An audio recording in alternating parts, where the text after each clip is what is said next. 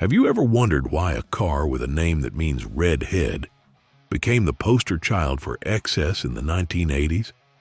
Most people think the Ferrari Testarossa was just another flashy supercar designed to impress at country clubs and cocaine parties. But if you thought this wide-bodied Italian was nothing more than a pretty face with a prancing horse badge, you're dead wrong.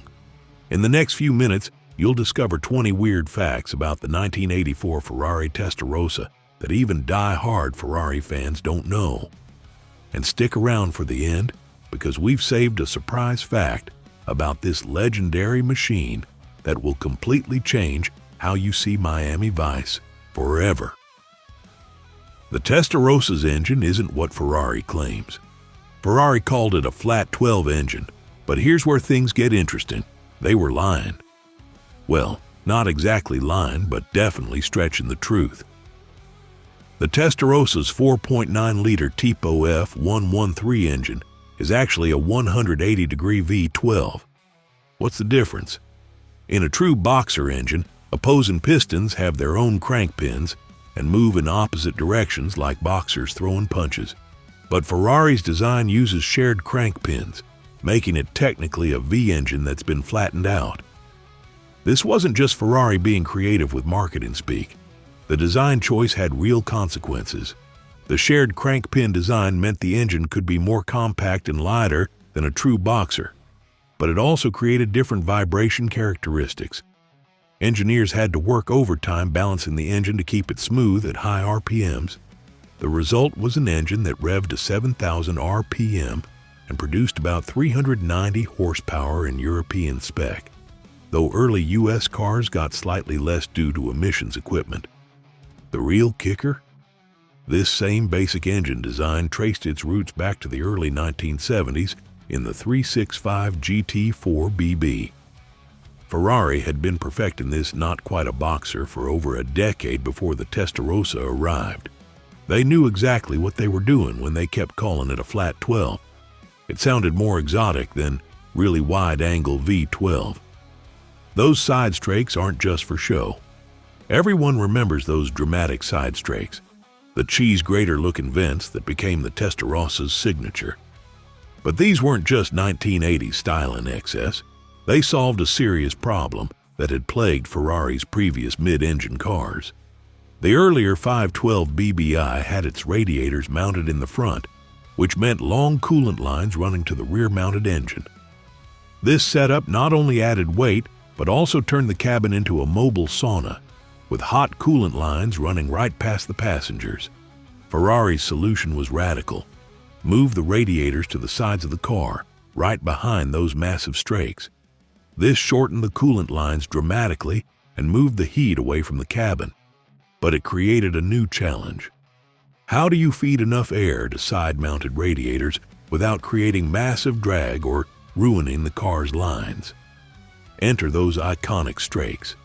Each one was carefully designed to channel air into the radiators while keeping the airflow as smooth as possible. The strakes also had an unexpected benefit. They made the already wide Testarossa look even wider and more aggressive.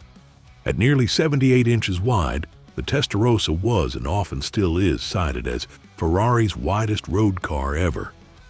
Those strakes emphasized every inch of that width, making the car look like it was ready to devour the road. Pininfarina's designers, led by Leonardo Fioravanti, with team members like Ian Cameron, spent countless hours in the wind tunnel perfecting the angle and spacing of each slat. The single mirror mystery. Early Testarossas came with something that seems bizarre today: a single exterior mirror mounted high on the driver's side. These monospecchio models are now highly prized by collectors, but at the time, they were a source of frustration for many owners. Why would Ferrari build a supercar with just one mirror? The answer lies in those massive rear haunches and Italian regulations. The Testarossa's wide body created huge blind spots. A conventional door-mounted mirror couldn't see past the car's own bodywork. Ferrari's solution was to mount a single mirror high up on the A-pillar where it could actually see around the car's voluptuous curves. Italian law at the time only required one exterior mirror, so that's what Ferrari provided. The mirror was massive compared to normal car mirrors, and its high mounting position took some getting used to. But here's where it gets weird. Different countries had different requirements. Some markets demanded 2 mirrors from the start, while others were fine with 1. This created a confusing mix of specifications, with some cars getting retrofitted with a passenger mirror at the dealer, others staying original. Today, finding an unmolested monospecchio car is like finding gold. Collectors pay serious premiums for these single mirror cars, seeing them as the purest expression of the original design. The tire situation was a nightmare. The Testarossa rolled on Michelin TRX metric tires, 2 40/45 VR 415 in the front and 2 80/45 VR 415 in the rear. If those numbers sound weird, that's because they are. The TRX system was Michelin's attempt at creating a revolutionary new tire and wheel combination in the late 70s and early 80s. The idea was that the special bead design would allow for lower tire pressures and better handling. In reality, TRX tires became one of the biggest headaches for Testarossa owners. The metric sizing meant you couldn't just slap on any performance tire. You needed specific TRX tires, which became increasingly hard to find as the years went on. By the 90s, Michelin was the only company still making them, and they weren't cheap. A set of 4 could cost more than some people's entire cars. The situation got so bad that many owners converted their cars to conventional 5-bolt wheels just to have access to modern tires. This required new hubs and wheels, turning a simple tire change into a major modification. Today, finding proper TRX tires for an original Testarossa is an expensive treasure hunt. Some purists insist on keeping the original setup, paying astronomical prices for new old stock TRX tires when they can find them. The wheels changed everything. Speaking of wheels, the Testarossa went through a major change that most people never notice. Early cars from 1984 to mid-1988 used center-lock monodotto wheels. These single-nut wheels looked incredible and were a direct link to Ferrari's racing heritage. But they were also a massive pain in the ass for owners. Changing a tire required a special socket and a lot of muscle. The center nuts had to be torqued to very specific specifications, and getting it wrong could be catastrophic. Some owners reported wheels coming loose, while others struggled with seized nuts that required professional removal. Ferrari eventually admitted defeat and switched to conventional 5-bolt hubs in 1988. This change divided Testarossa enthusiasts into 2 camps. Purists insisted the center-lock wheels were essential to the car's character, while pragmatists appreciated being able to change a wheel without calling a Ferrari specialist. Today, cars with original monodotto wheels command higher prices, but many have been converted to 5-bolt setups for practicality. Some owners keep both sets, running 5-bolt wheels for driving and switching to center locks for shows. If you thought that was impressive, wait until you see what's coming up. A production process so complex it involved 3 different companies, a pop culture moment that changed everything, and a surprise about the car's width that will blow your mind. So let's continue. The 3-company production dance building. A Testarossa wasn't as simple as Ferrari assembling a car in Maranello. The process involved an intricate dance between 3 different companies, each handling specific aspects of production. First, Itze Produzione built the basic body shells and chassis components. These bare shells were then trucked to Pininfarina's facility in Turin, about 200 miles away from Ferrari's factory. At Pininfarina, the real transformation began. The bodies were painted in one of the 20-odd colors Ferrari offered, though 70% of buyers chose Rosso Corsa red. Pininfarina also installed the interior trim, including those distinctive tan leather seats that looked like they belonged in a fighter jet. The attention to detail was obsessive. Each car spent weeks at Pininfarina, being hand-finished to perfection. Finally, the painted and trimmed bodies made their way to Maranello, where Ferrari technicians installed the drivetrain, suspension, and all mechanical components. This three-way production process was incredibly inefficient by modern standards, but it allowed each company to focus on what they did best. The result was a level of craftsmanship that modern production line Ferraris can't match. Each Testarossa was essentially hand-built by specialists, which explains why no two cars are exactly identical when you look closely. Miami Vice changed everything. The Testarossa might have been just another Ferrari if not for a phone call in 1985. The producers of Miami Vice needed a car for Sonny Crockett after their fake Daytona based on a Corvette got them in legal trouble with Ferrari. Ferrari, seeing a marketing opportunity, provided 2 white Testarossas for the show's 3rd season. What happened next was pure 80s magic. The white Testarossa became as much a star of the show as Don Johnson himself. Every Friday night, millions of Americans watched Crockett cruise through Miami's neon-lit streets in that wide white wedge. The car was perfect for the show's aesthetic: excessive, beautiful, and impossibly cool. Sales of white Testarossas exploded, with dealers reporting that buyers specifically asked for the Miami Vice car. But here's the weird part: the show's Testarossas were heavily modified for filming. They removed the rear bumper for some shots to make the car look even more aggressive. They also fitted special camera mounts and modified the interior for filming angles. One of the cars was eventually destroyed in a stunt, while the other survived and is now worth millions as a piece of television history. The Miami Vice connection became so strong that even today, many people can't see a white Testarossa without thinking of pastel suits and synthesizer music. The luggage solution was pure Italian. Ferrari knew their buyers expected to actually travel in their Testarossas, not just drive them to the country club.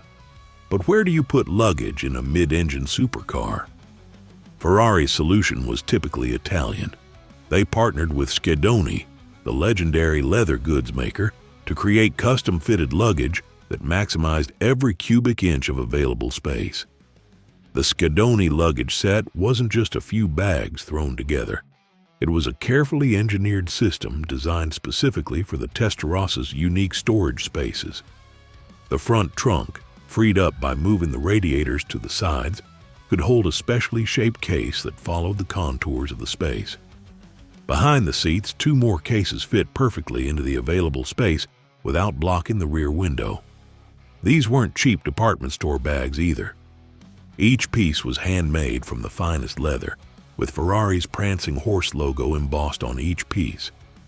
A full set cost as much as a decent used car, but Ferrari buyers didn't blink.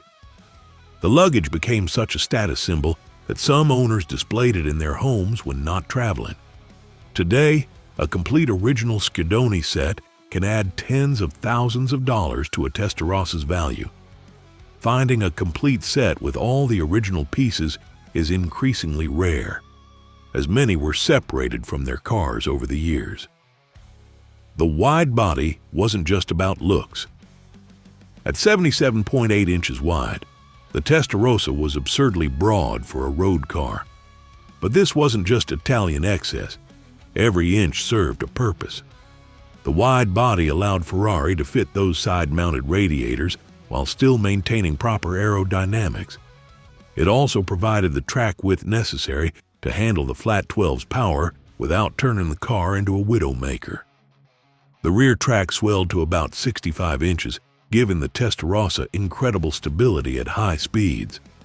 This wide stance also allowed Ferrari to fit massive rear tires, 280 section width, which was supercar territory in the 80s. The wide body created its own challenges, though. Many European cities have narrow streets and even narrower garage entrances. Testarossa owners quickly learned to memorize which restaurants and hotels they could actually access. The width also affected how the car felt on the road. Unlike narrow sports cars that dart through traffic, the Testarossa commanded its lane with authority. Highway driving was effortless. The car felt planted and stable even at very illegal speeds. but city driving required constant awareness of the car's dimensions. Many owners installed aftermarket parking sensors, unheard of on supercars at the time, just to avoid expensive scrapes. The U.S. spec cars were different beasts. American Testarossa buyers got cars that were significantly different from their European counterparts. It wasn't just the obvious stuff like sealed beam headlights and side markers. The U.S. spec cars used a different fuel injection system, K-Jetronic, instead of the K-Jetronic used elsewhere. This system, combined with catalytic converters, dropped power from 390 to about 380 horsepower. But the differences went deeper. U.S. cars had different gear ratios to help with the power loss and meet noise regulations. The exhaust system was completely different, with additional mufflers that changed the car's signature flat 12 wail to something more subdued. Even the engine management was unique, with different mapping to deal with America's varied fuel quality and altitude changes. These changes made U.S. spec Testarossas less desirable on the used market for years. Gray market importers did brisk business bringing in European spec cars and converting them, sometimes legally, sometimes not. Today, the situation has reversed somewhat. Original U.S. spec cars are valued for their authenticity, while poorly converted gray market cars are avoided. The irony is that modern fuel and emissions technology means that U.S. cars often run better on today's gasoline than their European counterparts. Have you ever seen one of these wide beauties in person? The way they fill up a parking space is something you have to experience to believe. Let me know in the comments if you've had a Testarossa encounter. The production numbers tell a story. Ferrari built approximately 9,939 Testarossas, 512 TRs, and F512Ms combined, making it one of their most successful models ever. But breaking down those numbers reveals interesting patterns. Of the 7,177 original Testarossas built from 1984 to 1991, nearly 40% went to the United States, despite the car not arriving there until mid-1985. Production ramped up slowly. The first year saw just a few hundred cars as Ferrari worked out the complex three-company production process.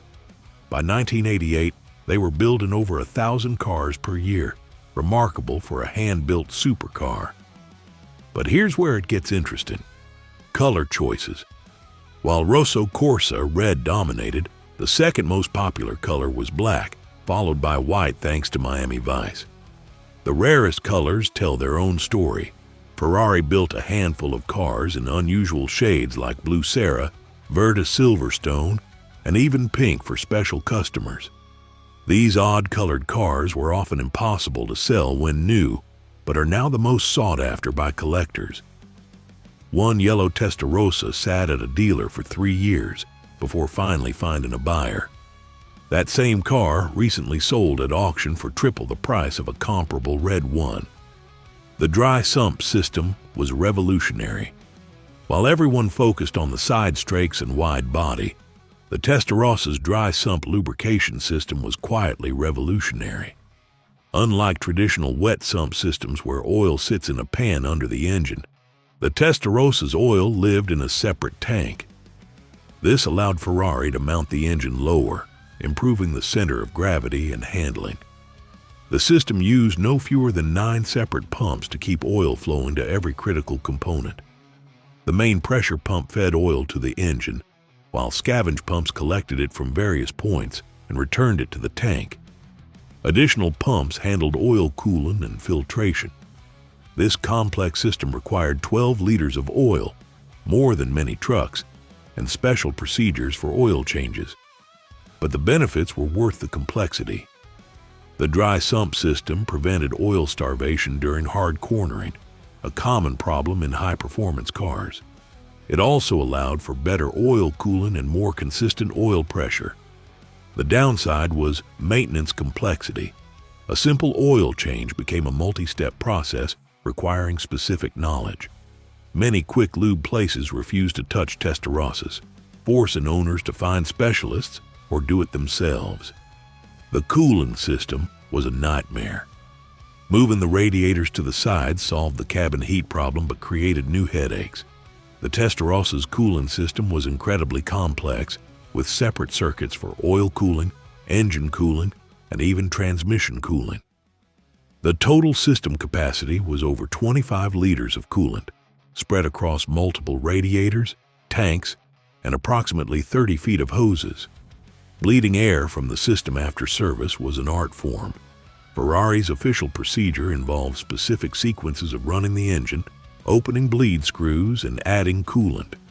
Get it wrong, and air pockets could cause overheating or worse. Many experienced technicians developed their own tricks, like parking the car on specific inclines or using vacuum fillers to ensure proper filling. The side-mounted radiators also created vulnerability. Road debris kicked up by the front tires could damage the radiator cores. Ferrari added protective screens, but determined rocks still found their way through. Radiator replacement meant major surgery, removing wheels, wheelhouse liners, and various components just to access the units. A simple punctured radiator could turn into a 5-figure repair bill, especially if aluminum welding specialists were needed. The 4-valve heads changed everything. The Testarossa marked Ferrari's first use of 4 valves per cylinder in a road car flat 12. This wasn't just about bragging rights, it fundamentally changed the engine's character. The previous 2-valve flat 12s were torque monsters, but ran out of breath at higher RPMs. The 4-valve heads allowed the engine to breathe better, extending the useful rev range and improving power delivery. Each cylinder head was a work of art, with carefully shaped intake and exhaust ports designed to maximize flow. The valve angles were optimized for the best possible combustion chamber shape. Ferrari's engineers spent thousands of hours on the flow bench, tweaking port shapes and valve angles for maximum efficiency. The result was an engine that pulled strongly from 3,000 RPM all the way to redline. But 4-valve heads meant twice as many valves to adjust. The Testarossa required valve adjustments every 15,000 miles or annually, whichever came first. This wasn't a simple job. Accessing the rear cylinder bank required removing various components, and the shim under bucket design meant having a selection of shims on hand. Many owners ignored the service intervals, leading to expensive repairs when valves finally went out of adjustment and started damaging themselves. The weight distribution secret Ferrari claimed a 40-60 front-to-rear weight distribution for the Testarossa, but that simple number hides a complex engineering story. Achieving that distribution with a rear-mounted flat 12 required careful component placement. The fuel tank sat ahead of the engine, helping balance the heavy drivetrain. The spare tire lived in the front trunk, adding crucial weight to the nose.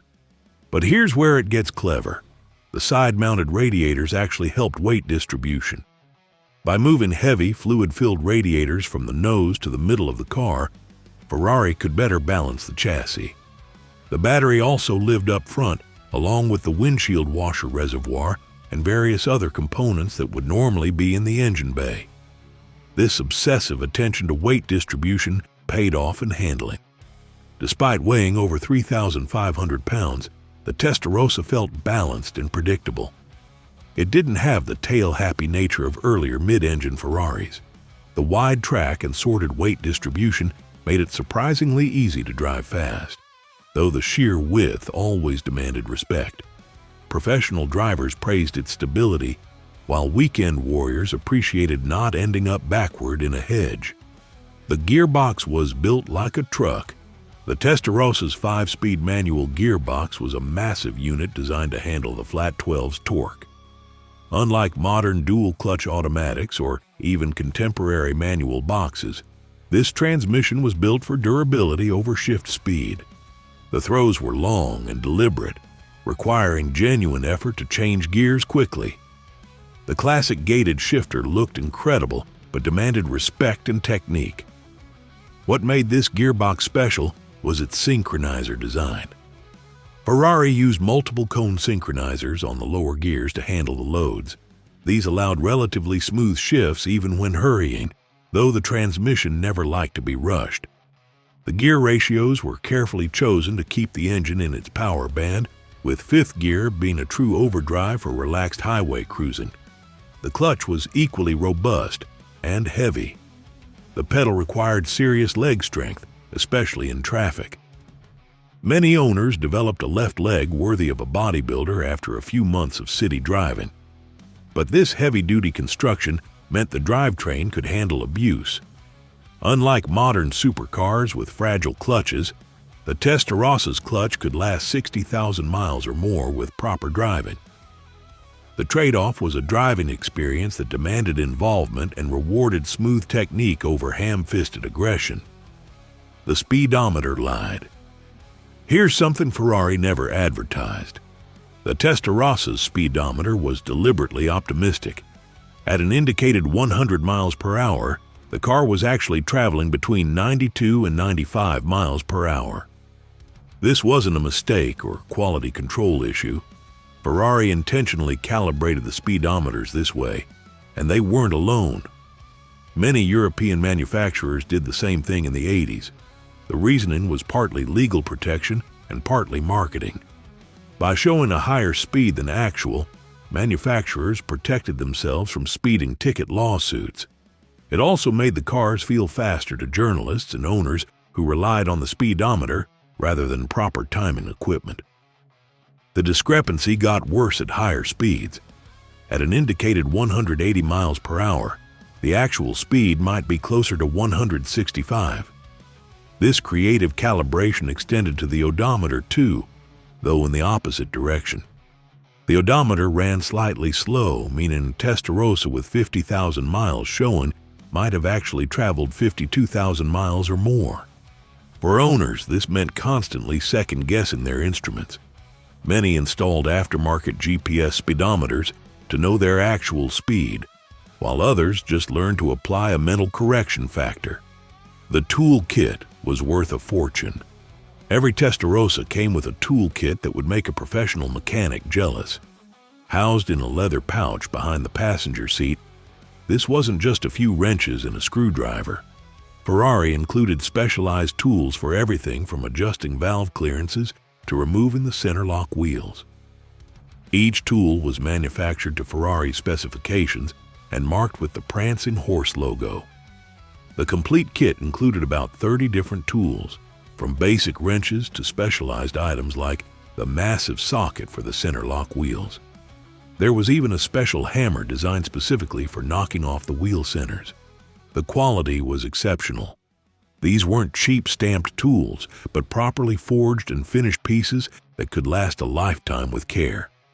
Today, finding a Testarossa with its complete original toolkit is increasingly rare. Individual tools sell for hundreds of dollars on the collector market. A complete kit can add $5,000 or more to a car's value. Many were pilfered over the years by unscrupulous mechanics or previous owners who wanted souvenirs. Some owners keep their toolkits in safes, bringing them out only for shows or when selling the car. And the surprise fact I promised you at the beginning? The white Testarossa, used in the final season of Miami Vice, was actually repainted from its original black because the producers thought white would look better on television. That iconic white car that defined 80s excess and created a generation of Ferrari dreamers wasn't even supposed to be white. The original black paint can still be found in the door jambs and under the hood if you know where to look, making it possibly the most famous repaint job in automotive history. The final item, the Testarossa's real competition. And now, the moment you've been waiting for, the absolute most shocking fact about the 1984 Ferrari Testarossa. It was almost outsold by a Chevrolet. Not just any Chevrolet, but the 1984 Corvette, which didn't even exist. General Motors planned to release an all-new C4 Corvette for the 1983 model year, but quality problems delayed it until 1984. By then, emissions regulations had changed. So GM skipped the 1983 model year entirely and went straight to 1984. This created a bizarre situation where the Testarossa's biggest competitor in the American market was a car that had a missing year in its history. The 1984 Corvette made about 205 horsepower from its Crossfire injection 8, less than half the Testarossa's output. But at $21,000, you could buy 18 Corvettes for the price of one Testarossa. And here's the kicker. The Corvette was actually quicker to 60 miles per hour thanks to its lower weight and better gearing. Ferrari executives were privately worried that the new Corvette would kill Testarossa sales in America. Why spend $200,000 on an Italian exotic when an American car could embarrass it at stoplights? But they needn't have worried. Testarossa buyers weren't cross-shopping Corvettes. They wanted the exotic looks, the Ferrari heritage, and most importantly, the exclusivity. The Corvette sold 51,547 units in 1984. Ferrari built about 400 Testarossas that year. Both cars succeeded, but in completely different worlds. The Corvette proved America could build a world-class sports car. The Testarossa proved some people would always pay for the very best, no matter the price. That's all for today, folks. If you enjoyed this video, don't forget to subscribe and hit that like button so you don't miss the next one. See you there.